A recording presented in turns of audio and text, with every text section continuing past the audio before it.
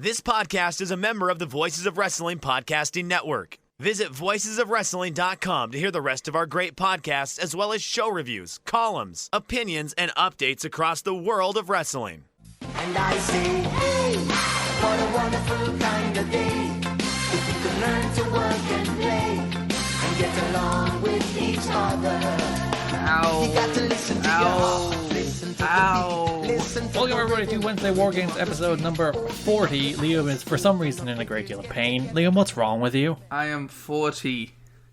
The oldest age someone in their 20s can comprehend. Is it why? There's no... 40's it, right? You just die after 40. No, there's a whole other, on average, 40 to 45 years after that, depending where you live. What? In fact, 40 is probably about half of your life. Garrett, what age were you when you realised 30 wasn't actually old? It'll probably be in about 4 more years. As a 28-year-old now. My favourite thing was when I was like 16, I was like, bro, when I hit 30, it's done. Like, I'm dead, essentially. Like, it's you know, you get your tens when you're growing up, your teens when you're cool, and then your 20s where you peak, and then 30 you die. That's what my knowledge of the human life cycle at 16. At 16? Yeah. What were you thinking at 60? I understand if that's your knowledge of the human life cycle if you're like 7 and you don't have like a real comprehension of time. No, see, I didn't have a comprehension. I was just like, once you're 30, your body starts breaking down and you die. It is all downhill from 30. I just assumed. Not physically, not mentally, perhaps in a literal emotionally. sense, but I was like, yeah, that's when life starts to wrap up. Based on the person who was just like, ow, everything hurts at the start of this podcast. Everything does hurt. As a person who's turning, what are you turning? 22 this week? Next week? 23. 23 next week. You are 22 at the moment. 22. So yeah, you're basically done too, so what can you say? I don't know anymore. So, how's video games? Damn it, I said What not do to you bring think it of up. the Xbox? I didn't see it. Because you went to bed like a coward. I went to bed to be up at 3 a.m. to record this podcast. It's nearly 9 o'clock your time. Stop being a drama queen. That's 3 a.m. for me. It really is. If I had to get up for something at 9:30, I would fall asleep on average around 5:30 and get about 4 hours sleep and die. Mm-hmm. I'm gonna go back to sleep after this. You're just like, job done, podcast recorded, Yeah. sleep until next week. Yeah, I'm gonna clock out and go to sleep, and then I'm gonna wake up at midday and start living my life. That sounds like a plan. This isn't good podcasting. That's our show every week, though, isn't it? Why do people listen? I don't know. Hello, people. Tell us, why do you listen? Thank you for listening to us. It provides me a tinge of meaning. The little bit of validation in your life that comes from our wonderful listeners. It justifies having a Twitter account. That you do not allow people to see. Yeah. I noticed you took your Twitter account out of the frickin' War Games profile. I was like, Liam Jones. Hiding it to that degree. I'm making it a little fun scavenger hunt. I was like, oh, Liam's taking it out. He's really digging his head under the ground to avoid everybody seeing him on the Twitter world. You're that ashamed of your takes? You're that ashamed of your opinions? I'm gonna unfollow the War Games account. There'll be no connection. They'll be completely separated. You know what? To make up for it, I'm going to start reading Liam's tweets on the podcast. No. I'll leave. I'm deleting them right now. I'm deleting every tweet I've ever tweeted. Going to tweetdelete.com. Going to an online class late so I can... No, I deleted it! Doesn't exist! What I assume it doesn't is exist! the Adam Cole interview I'm that he walked I'm out. deleting all of these! Yeah, okay. Sign Kingston, though. Wait. I honestly thought Atlas forgot about SMT5. I haven't heard a Roddy Rich Roddy song Rich? other than Yes, The Box. yeah, The he Box, goes, not referencing the Keith Duffy. He goes, here. Good ass fight. pretty ass game. You really like the word ass, don't you? Hate it. Why did I wake up for this?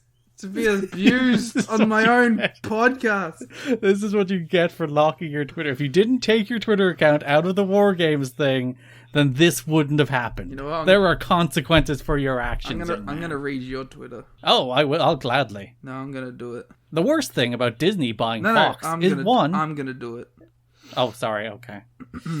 The Rascals had an incredible showing against the Motor City Machine Guns at #Slammiversary, at Desmond Xavier, at Zachary Wentz.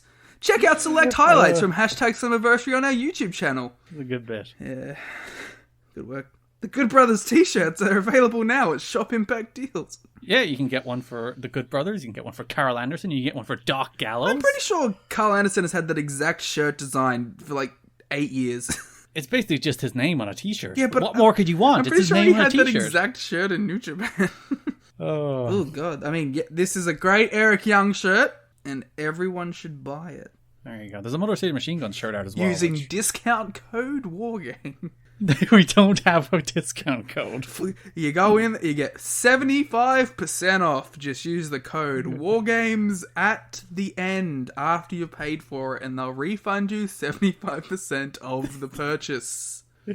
But it's taken off before you even see the price. So if you see it's the same price as and if that that's doesn't already work, worked out. just contact the Impact Wrestling Twitter account. I'm sure they'll be able to talk you through the entire process. Every week, we review WWE NXT and AEW Dynamite. Last week, NXT won, so we kick off with NXT. Woo. And I'm going straight into something I'm giving out about. I really hate, when you do the gimmick where someone becomes a double champion, and then they just vacate the title. That's so lame. I don't know. You gotta do it some way. But, like, have him defend it and lose it. Even if he, like, defends it and loses in a triple threat match, or even in a ladder match, say, and he loses. If you don't want to pin him, that's fine. But the whole, like, I'm just giving it up. TNA did the same thing in 2016 when Lashley won all the belts, and then he's like, I do not want these belts anymore, and just threw them down. I'm like, okay. So we just went through, like, 6 weeks of him winning all the belts, only for him to just be like, I do not want them anymore. And with Keith Lee, we just did that double title match, the big important double title match, the crown a double champion, just for it to be like, nah, relinquishing the title. Stupid, I hate. Also, this was built as a monumental announcement, a big special announcement. I'm like, stop it, NXT. Stop announcing announcements that are only just stupid story progression things. It's a big Tony Khan. This is the biggest night in the history of pro wrestling. Taz brings out the FTW title. Oh, yeah, people, they're running wild with their failure to manage expectations. Stop it. Stop making announcements for announcements that are mediocre. Do you remember when AEW like first started and the Twitter account was like, massive news tonight? And everyone's like, oh shit, action figures, video game. And it's like, we are coming to New York State. That was a good day. And like, Tony Khan had to apologize. He yelled at the Twitter account. On Twitter. He replied and was like, yo, calm down. Imagine your boss replying to you on Twitter and being like, Keith Lee, he's not a North American champion anymore. Yeah, as he shouldn't be. Eventually you gotta have one and not the other. He should have given up the NXT championship. I expected him to, like, have a tinge of sadness in the moment. He's like, nah, fuck it, give it to these kids. I won the big boy belt. Here, have the table scraps. Yeah, basically. And Finn Balor and Johnny Gargano are like, yay! We can fight for the belt that in Gargano's case he's already had. Woo! At least Finn makes sense why he wants it, because it's a belt he hasn't had. Gargano's like, you should really be going after one thing at this point. The WWE Championship. The AEW TNT Championship. The Cruiserweight Championship. He should go after the Cruiserweight, then he could be the first NXT Grand Slam winner. There will be a series of triple threat matches, 5 to put participants into a ladder match at the next NXT TakeOver. They love the meaningless ladder matches. They love the meaningless triple threats. They sure do. So we went from the thing that didn't like to Dexter Lumis against Killian Dane. Which was actually kind of okay. It was actually a perfectly fine match, Yeah. but I couldn't possibly care. But it was a perfectly fine match. Weird that, like, If there was one person in, like, of the random NXT signings that you would think I wouldn't get into, it would be Dexter Lumis, but, like, I'm surprisingly like, yeah, alright. Put the belt on him. I mean, maybe not that far. Put the North American belt on him. That means Finn has to be out of contention for that ladder match, too. Good. And Thatcher. I want to see Thatcher in a ladder match. Oh, that is the match next week. It is Finn against Thatcher against Loomis. Yeah, Loomis should win. I just want Timothy Thatcher in a ladder match. In a multi-man ladder Start match. stretching ladders. He just breaks them over himself. This ladder is not structurally secure. This was a good match, though. It was a decent match. I think it was one. Yeah. Yeah, and he did like a kip-up thing, because the weird pervert does a kip-up leg drop. But that was always the thing about Sam Shaw, like going back to his TNA days, was he was actually super athletic, which was his selling point. And then he became a weirdo who did none of his cool athletic stuff. And it's like, what's going on? Why are you being bad? Didn't he used to wear, like, swimming shorts? He did, but he was wearing board shorts because he was a cool guy. That's cool. Only cool guys wear board shorts, that's true. Who'd do backflips and cool drop kicks, and like he'd do a spot where someone would back body drop him, but he'd land on his feet, and it looked really cool. And he stopped doing all of that. Have you ever met a guy who wears board shorts that wasn't cool? That's true. Except for Seth Rollins. Oh, you really undercut your point there. I know, I just remembered him, like, in IWA, wearing board shorts and just, like, moshing to the ring. Roderick Strong, interview. Dakota Kai, interview. There we go. Woo. Which brought us to Breezango defeating Everrise. Breezango are dressed as Mounties. Where the mountains. NXT commentary is like, they have the best entrances in wrestling. It's like, do they? They come out in an outfit. It's not that good an entrance. I kind of got, like, embarrassed watching it. I was like, oh, are we over this stuff? Yeah, it's like they're not good. They're not even good entrances. It's not like they're doing good parodies. It's like they're wearing a Mountie outfit and they come out to the Mountie song, and that's it. They should start doing, like, the moves. They should just start parodying legends. Just do the Charlie Arse gimmick again. Yeah, or the Big Show gimmick, or the many people who have done that gimmick. And they also immediately have given up on, like, Breezango's new theme that they got. Because it's just back to their old theme. Which is also slightly upsetting, because Tyler Breeze's theme is much better than Fandango's. So I'm like, oh, Tyler Breeze's theme, yeah. And then it kicks into Fandango's, and I'm like, aw. It's like when you're watching a main roster Sasha Banks match, and it's like, do, and you're like, oh yeah, Sasha Banks theme song. And then it kicks into her terrible new theme song. I'm like, aw. Remember Fandangoing? What a phenomenon that was for 15 minutes. Like, number one on the iTunes charts. Then they beat it into the ground. I'm doing it right now. You better be doing it right now. And then he got hurt, which doesn't help. Alright, Liam. Shotzi Blackheart against Aaliyah. I want you to tell me one thing about this wrestling match. I know the finish. Hey, the finish doesn't count.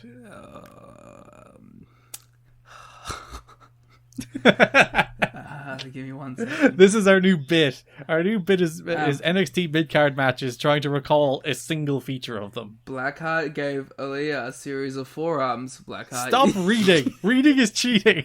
Oh, she did the Sling Blade Bulldog. Alright, I'll give you that. Even though you still also read that. Yeah, but I read it and then I remembered it. So that counts as me remembering it. I remember the finish, that's it. She did a nice senton. Her senton's, like, as good as Jimmy Jacobs, and he is the best senton. Yeah, usually I'd be like, a senton as a finish? Yeah. But hers works. Yeah, because she, like, flings her head back. But it's also, like, Darby's finish is essentially just the senton as well. It's a back... It has flair. It's falling with style, not just falling. Falling with grace. Robert Stone, after the match, got run over by a tank. Again. Before Mercedes Martin has saved him. And apparently she's going to be in the Robert Stone brand? Why is Shotzi so mean? Yeah, poor frickin'... She won the match too. She already got everything she wanted. She didn't need to do this. She was running people over with her tank just to get some shits and giggles. You know, I hate Shotzi Blackheart. Robert Stone is just trying, he's trying to do his best. He's trying to get some clients, trying to hustle things. You're like, oh, Brian Cage, Taz has to maintain his clients. Taz is a commentary gig. Poor Robert Stone's got nothing if he doesn't have clients. Plus he's gonna and she's crawl out running there him over next the week. tank. He can't stand. He'll ride Mercedes Martin to the ring on her back. He's gonna have his own tank, and there'll be a tank. He should have his own tank. Call it the Stone Tank. See that they're bringing WWE characters to World of Tanks, and Shotzi was not one of them. I mean, let's be real. For 4 people that play World of Tanks, that would know who Shotzi Blackheart is. Wait, what's the demo? What's the demo on World of Tanks? Probably 30-year-old iPhone users. Well, there you go. See, there's 2,000 of them that would know who Shotzi is. So they should have put the tank in the game. I'm saying if their demo was more in the 50s, then there would be a bunch of Shotzi fans that you could put in there. I don't think 50 plus play any video games. That's the problem. To be fair, if they play one game, it would be World of Tanks, I feel. That's true. It's really that or Candy Crush, probably. Did you ever play Candy Crush? No, surprisingly. I played a ton of Angry Birds, and Temple Run. Remember Temple Run? Yeah. That was a good game. Minion Rush. I played, do you remember that piano game where the black piano keys will fall down on your phone and you could tap them in sequence? No, I do not. It was a music game, a rhythm game basically. I used to play a lot of that. Yeah. And there was that numbers game where everything times by itself and you had to get to a certain amount. Yeah. Phone games, eh? Yeah, mobile gaming. Look at it go. Oh. Farmville. That was a Facebook game, but still. I never played Farmville. Neither have I. A bunch of people Farmville was very popular toward maybe last year in college, or for first year in college, last year in secondary school, where people were playing Farmville. I don't think I started my Facebook until 2010, did I? I don't even know. Farmville, the cause of much parent neglect. Hmm. Imagine being fuck up, child. I need to focus on the farm. Farm is where we get our money. Farmville is a genius game when you think about it, though. What even is it? Well, it's a farming simulator where you engage with your other friends. There was mechanics so that you could, the more friends you had playing the game, I think the better you could do. So it's it's spread like that. It's that is so smart. And then you go to their island and you pick from their trees.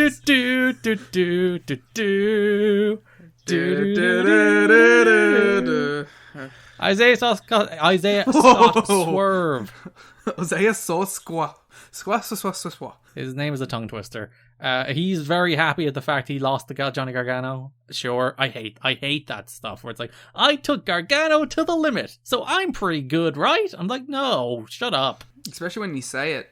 It's fine if that's what you show us, but when you say it, it's yeah. You were really settling for less here. I want my heroes to aspire for more. Especially when it's I took Johnny Gargano to the limit, so now I'm going to challenge for the Cruiserweight title. It's well... But he said he was eventually going to go after him. Not now. It's I don't think he'll be showing up next week to have a title. He'll earn it in a triple threat match. No. With Tony Nese and Kushida. Where's Kushida? Who knows? Remember him? Nah. Bronson Reed defeated Roderick Strong and Johnny Gargano in a, frankly, really good triple threat match. Though I will say, it did make me more want just a Roderick Strong against Johnny Gargano match. But I thought it was a really good triple threat match. Just when, from this point on, the show was really good. This feels like the first time in, honestly, a couple months on NXT that they're just hey, you're 3 good wrestlers. Go out there and just kill it for 15 minutes. Go. Just go. Yeah. Which is used to be a staple of just hey, we have a Pete Dunne, we have a chuck them all in there. It's where the trios feud between Pete Dunne, Damian Priest, and Killian Dane came from. This is a better version of that. I desperately hope that the final North American title qualifier is somehow Pete Dunne, Killian Dane, and Damian Priest. I will cancel this podcast if that's the final qualifier. This was a good match. Bronson Reed won. Were you surprised that Reed won? No, because I spoiled. Oh, well, fair enough. Tim Thatcher defeated Oney Lorcan in a match that was somehow even more boring than their last match. There was a minute in this match, just a minute, where they started hitting each other and doing suplexes. And I'm oh, look, they're doing it. No. Nope. They should just do I think these two need to have a 3-minute match. Just do all the hitting each other and suplexes and none of the sitting there doing nothing for the other 15 minutes. The never open weight title needs to be on the line to encourage them. I know people love these kind of matches, but they're so dull. Do something, for the love of God. I like them in not NXT. I like them when I'm going in expecting them. When I'm watching, I was going to say Progress, but that's cancelled now. When it wasn't cancelled, and Thatcher would show up and be like, oh, I have a match against Walter, I have a match against Riddle, I have a match against blah. And I'd be like, alright, cool, I know what I'm going in, I know what I'm expecting, and it does exactly that, and it rules. But I turn on NXT and I just have this banger high spots triple threat, and then it's like, alright, let's slow it down, brother. It's just not what I expect at that point. Yeah. Which I think probably goes into the bigger point about show structure, but... And just Tim Thatcher in WWE in general. What a weird fit. It's always going to be weird.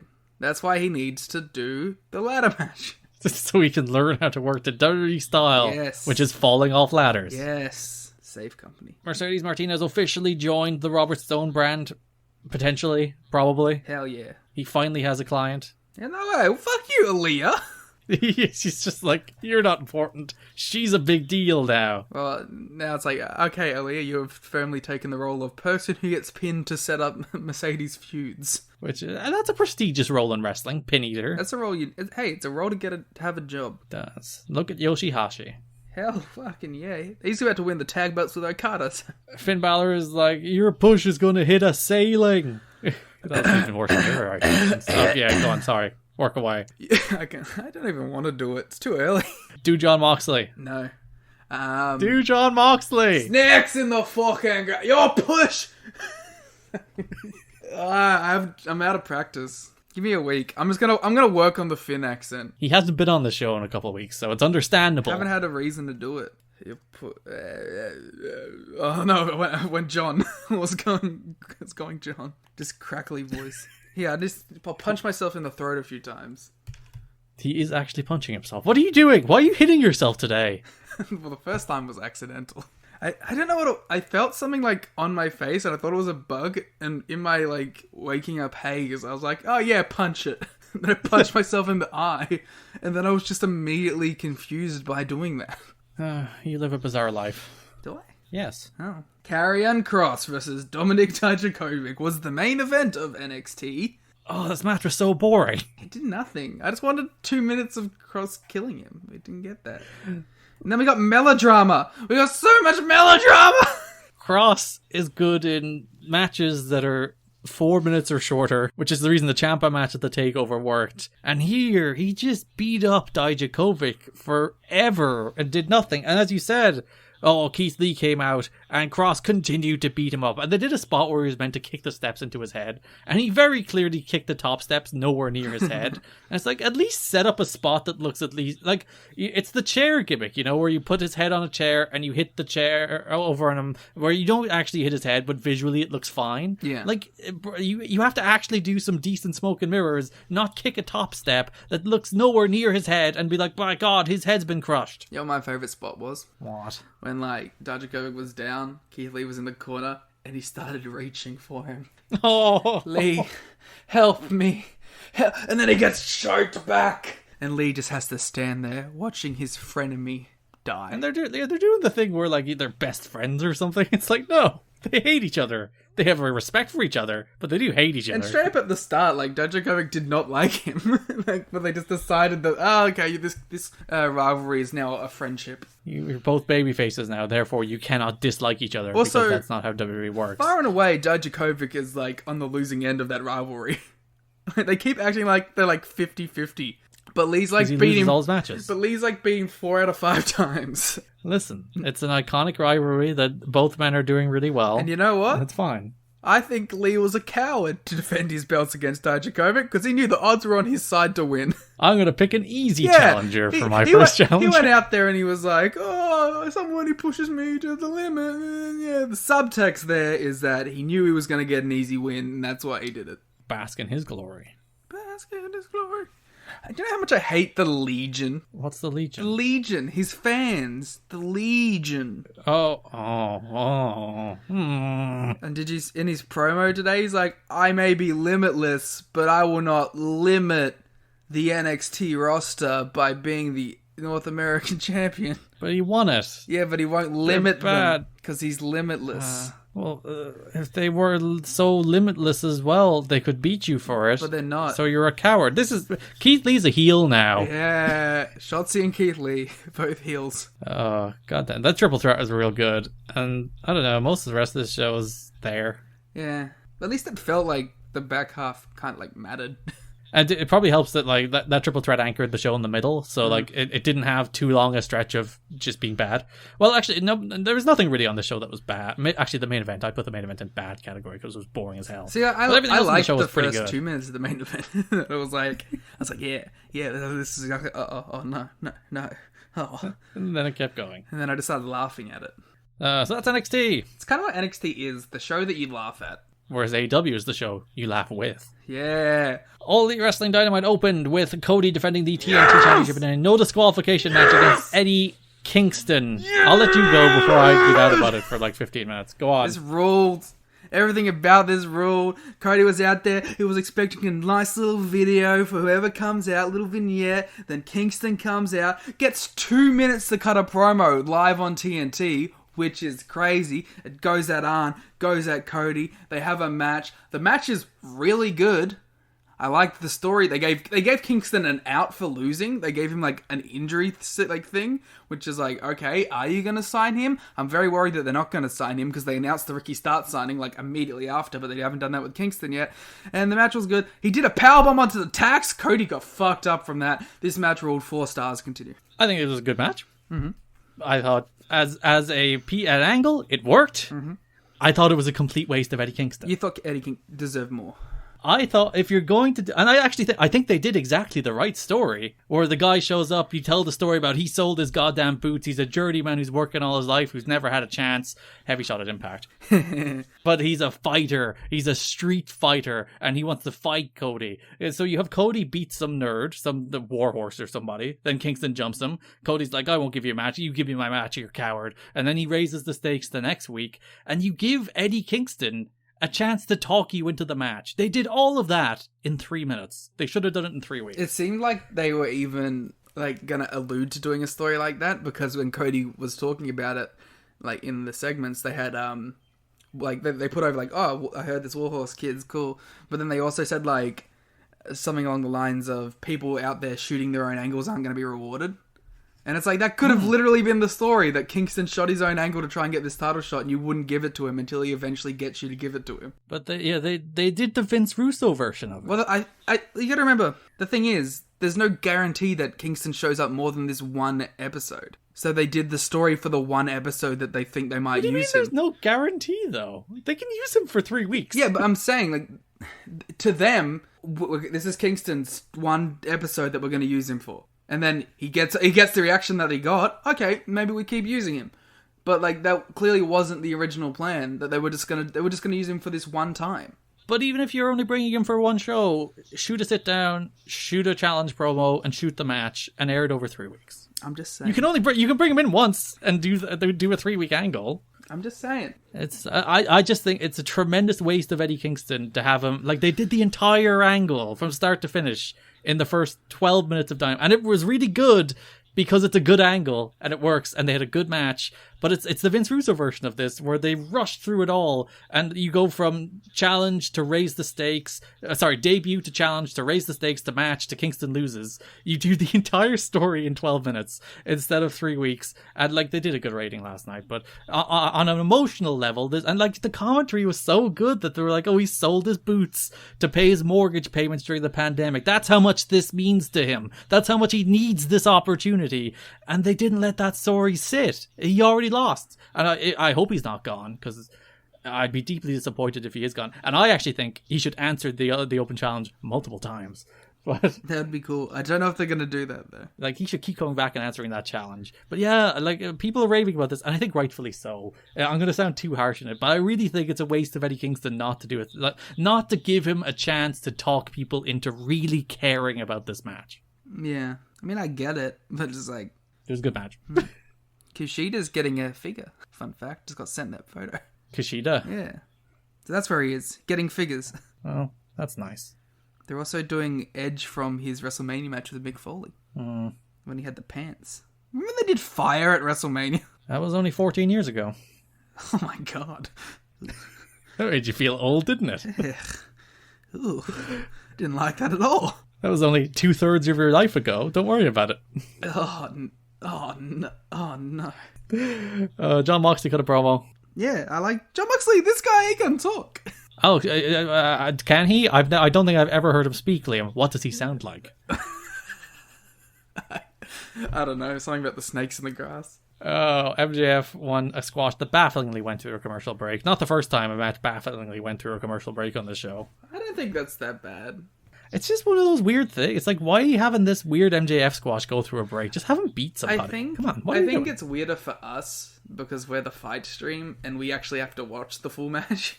We have to watch the weird squash match, not just them beat him. Yeah, because like, if you look at the way they did the Hangman one, the perspective of that when on the actual show was just go to break with Hangman beating the shit out of him, come back from break with Hangman beating the shit out of him. It's like, it didn't look like he got anything on him, but for us, we got to see all of Alan Angel's hope spots. Hey, I think that was in picture-in-picture as well. Does so if you anyone look very actually closely, pay attention to picture-in-picture? It's a weird thing that they were like, we have picture-in-picture. Obviously, the idea is so they don't change the channel during the commercial break. But who actually watches it? I would love for both shows to go a week without saying the term picture-in-picture.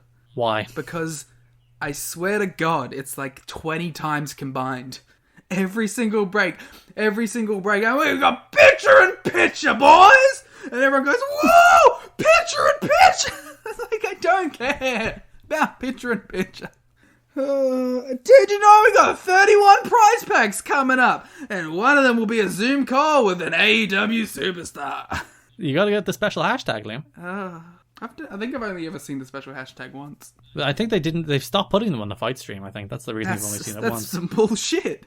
International fans are being ripped off. And we're paying for this show. Sorry, I'm paying for this show. Yeah, we should enter and then get a Zoom call with Le Champion, and then we should put it on the podcast.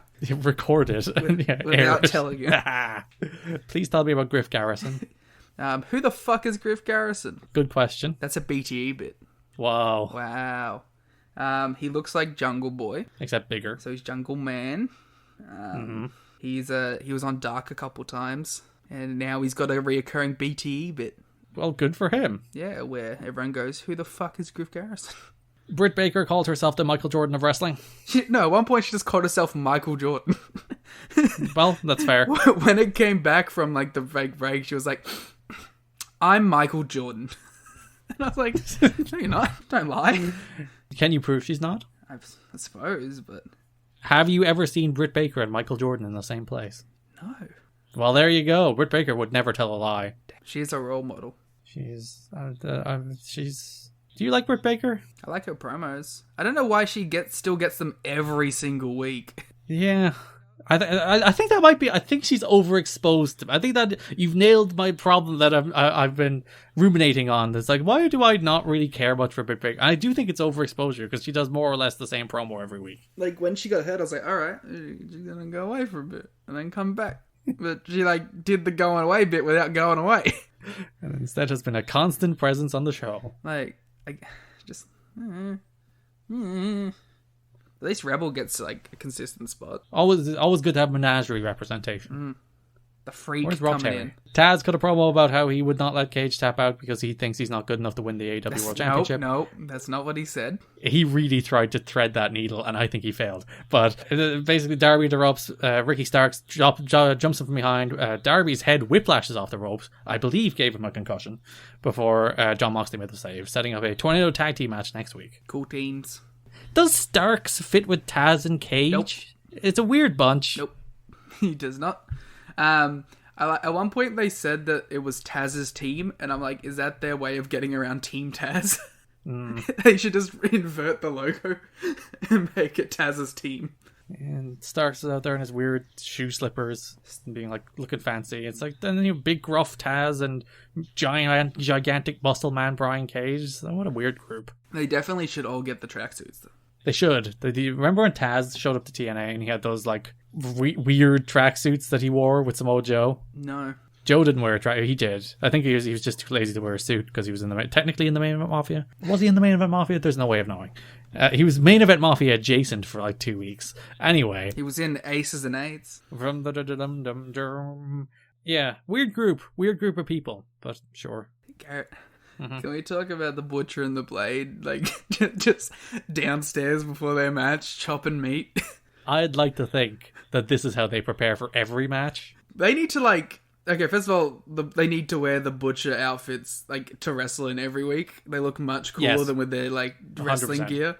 They need to wear the white pants. They need to wear the boots. And they need to wear the Butcher outfits. It rules.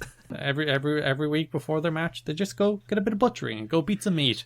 Get ready for the wrestling matches. In an industrial kitchen on their one like little table with their pre-cut meat. It's just like, you struggle to find a suitable butchering table at a wrestling venue, Liam. It's understandable. You have to search around. I'm sure. They definitely should have started like this match instead of like fake getting ready. They should have just thrown the butchering implements at the Young Bucks. And they should have, like, dodged out the way. No, they shouldn't have dodged. They should have been impaled by a knife. I didn't say it. Kill off Nick Jackson. I don't even think the Butcher was using a cleaver. I think they were just using, like, steak knives. Well, maybe they were cutting steak, Liam. I wasn't paying that much but you attention. still use a butchering knife to butcher it. You don't... Have you ever butchered meat yourself? Yes! Oh, damn it. That gambit doesn't work when you've actually done things. Son of a bitch. You and your butchery. This is why you love the Butcher and the Blade so much. You find them very relatable. Yeah, I also relate to the Blade, whose job is also the Well, you see, the Butcher wields the blade to cut the meat. He just swings Braxton Sutter that would with make like a sense giant if slab they of had ham. one match where they actually, like one move where he throws the blade, but he doesn't. He actively throws other people onto the blade. He wields people at the blade. That also works. Does it? You have the blade set. Well, if you have the blade, You set throw up the properly, meat at the knife.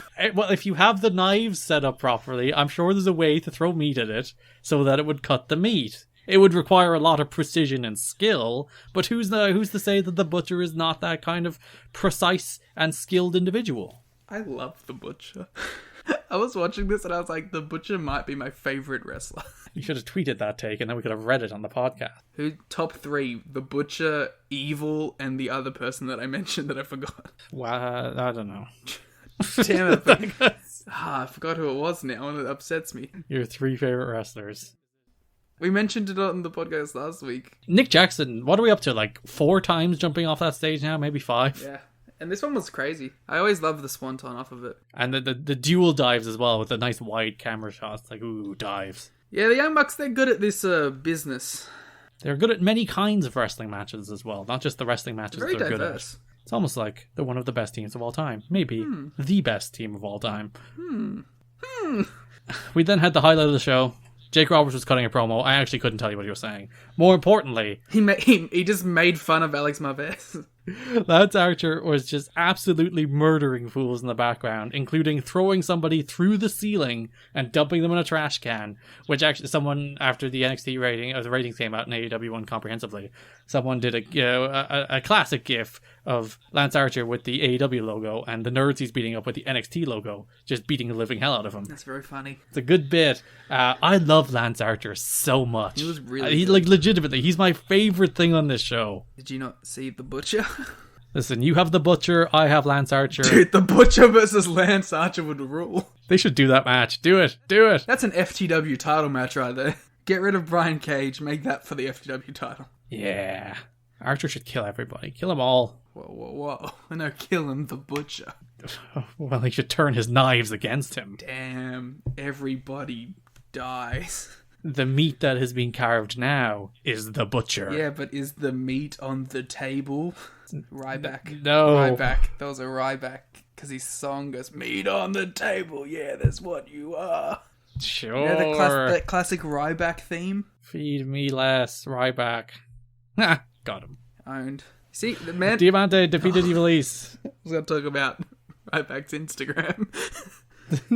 No, we're moving on. Where he was nude. We are not going down the Ryback Instagram rabbit hole. Of all the rabbit holes we go down, we did 15 minutes on the kind of butcher meat that he's cutting. I will not let you take me down Ryback's Instagram. Diamante beat Evil East. Tell me about the match. Why? It was fine. Diamante won. She's facing Kinda Sheeta sloppy. next week. Yeah. Diamante's got really nice gear. Sure. I don't remember. I couldn't even picture it. So I'll take your word. Well, it has LAX on the side. 5150 ain't nothing to mess with. You could put her with LAX, and then put King with LAX, and just reform the actual LAX. And also just take the name. Please don't. Adam Page defeated 5 in a very long match. But it was good. I liked it. Was it? I liked it a lot. It was just 5 getting beat up, then he did a couple hope spots. I liked it. I thought 5 had a better match with Kenny Omega, the match that ruined his career. I thought that was a better match. A better showing for 5. Here was like, I just want... It's a thing I have with the Dark Order nerds, that once you put the Dark Order nerd mask on them, I just want everybody to beat them in like 3 minutes, unless you're Evil Uno. Like, Evil Uno is the only one of those people I will accept having competitive matches with anybody. The rest of them, instinctively, once I see them, they're just giant nerds who should be beaten in 2 minutes. Not even Stu? Well, Stu doesn't have a mask, so... JR hates Stu Grayson. Why? Every time Stu Grayson comes out, he's like, Stu Grayson, if that is his real name. Do you think Evil Uno's his real name? Every single time Stu Grayson's on screen, he's like, Stu Grayson, if that is his real name. And like Alan Angels, there we go. Alan Angels was announced as Alan 5 Angels, and Jim Ross was like, 5 Angels? What does that mean? And he's like, Excalibur, you can almost hear like face palm. It's like, he's the 5th person in the Dark Order. He used to be Alan Angels. He has a big V on his tights, man. He's number 5. This isn't difficult. Man, if you were to like look at all of the Dark Order nerds, right? And like, you look at them all and you just see like Preston Vance got a full gear change. You'd be like, what the fuck, man? Like, he got nice white Jay White pants. He got a cool jacket. Just seems like there's some favoritism in the Dark Order, and I don't appreciate it. Colt got his own shirt. He's the most important Dark Order member. I do like their little story with them like hiding Colt away from the actual cult activities. Like, no, we're just a group of friends. He just shows up as well. He's just like, hey, we beating up Adam Page? No, that's the thing. He doesn't even think they're beating up Adam Page. So what does he think is going to happen when the 7 of them come out to talk to Adam Page? Brody came out, and then when Brody left, he took Colt with him, so he didn't see anything. Because Colt doesn't watch the television show? No. Colt lives it. Why would you watch a show that you're on? He doesn't like hear anything. He hasn't seen... He's wrestled the Dark Order. Colt is notorious for not being online, okay? Colt is notorious for not looking at his opponents in his own wrestling matches. Yes. He learned that lesson from Homicide. After the match, they beat up Page before FTR made the save. And when FTR made the save, then Kenny strolled out. I was like, oh, I'm here too, guys. They threw a cooler at him. They did. They threw a cooler of beer and then ran off the Dark Order. And then Kenny ran out. He's like, hey. Kenny's like, I'm here to help. I helped too. No. Oh, Ken. Kenny just came out because he saw there was a mess everywhere. And he's like, well. Don't you dare. Don't you make a cleaner reference. Don't you dare. Main event, Chris Jericho and Jake Hager defeated Luchasaurus and Jungle Boy in a perfectly acceptable tag team match. Nah. Nothing more, nothing less. You know what? 2 3/4. Not even giving it the gentleman's 3. 2 3/4 still falls under the purview of perfectly acceptable. Yeah, but I'm not giving it the gentleman's 3, alright? Fair enough. It was... how do you feel about the return of Sammy Guevara? Yeah, right. Are you furious that they didn't keep him out longer? No. I will say, personally, I wouldn't have done a surprise return with him. Yeah, that seemed kind of like, you know, not the point. To just like have a guy come back and be like, here's his big moment. It's like, Sammy Guevara's back from what you say, we won't say. But doing a surprise return, little weird. I would have just announced that he's back on the show. I've just said, like, Sammy's back, he has this match this week. Yeah. I think Jim Ross didn't know who Serpentico was. Fair enough, he doesn't watch Dark, just like me. I was also pretty sure, I was like, oh man, that's crazy. Like, Sammy must be out for like 6 months if they're going to replace him. You actually thought it was Serpentico? I thought it was Serpentico until the Shooting Star Press. Really? It took you that long? When he jumped in the ring, I was just confused by it. I didn't like believe it necessarily, but I was confused by it. I was like, why? Even earlier in the show, they did like at least 2 close-ups on Serpentico. I'm like, why are they cutting to Serpentico? Well, they always cut to Serpentico. He's always one of the guys they focus on in the crowd. This is long-term story. I assume because he's visually distinct. Yeah, like literally the second he jumped the rails, I was like, oh, Sammy. I understand wrestling better than you clearly do. Yeah, well, I'm just a big fan of Serpentico and the original Death Dealer from Japan, Dr. Luther. a new tag team on Dark. Why? Because Was Dr. Luther your new favorite wrestler? He might have been. It wasn't Dr. Luther. All right, match of the week. Kingston and Cody.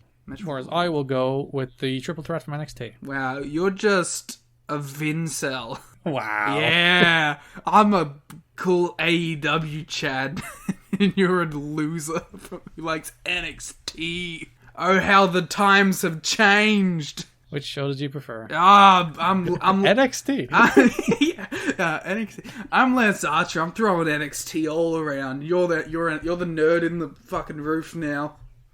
AEW. You done? No, these morning shows are weird.